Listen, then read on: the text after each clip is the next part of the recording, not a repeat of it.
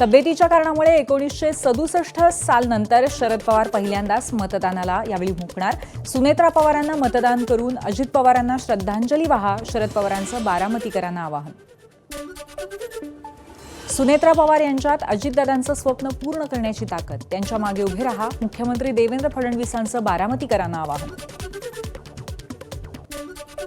कोल्हापुरात गोकुळ दूध संघाची पंचवार्षिक निवडणूक महायुती म्हणूनच लढण्याचा आमचा आग्रह, पालकमंत्री प्रकाश आंबेडकर यांचं विधान.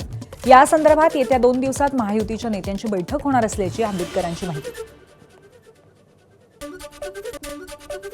नागपूर जिल्ह्यात सर्व शाळांच्या वेळा बदलण्याचे निर्देश, अंगणवाडी, प्राथमिक आणि माध्यमिक शाळा आता सकाळी 7 ते 10:30 वाजेपर्यंत भरवण्यात याव्यात.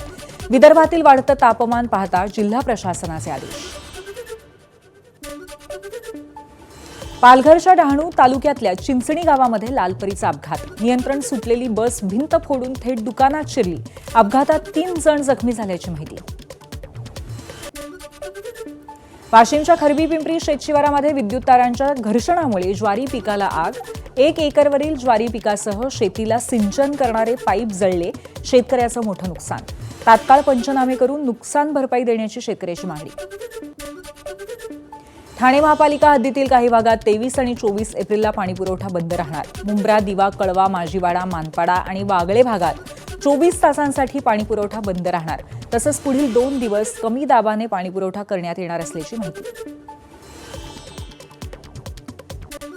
नागपुरात फिटनेस प्रेमींकडून धावत्या मेट्रोमध्ये दंड बैठका, व्यायाम आणि झुंबा डान्स. फिटनेस संदर्भात जनजागृती करण्यासाठी एका फिटनेस क्लबचा अनोखा उपक्रम.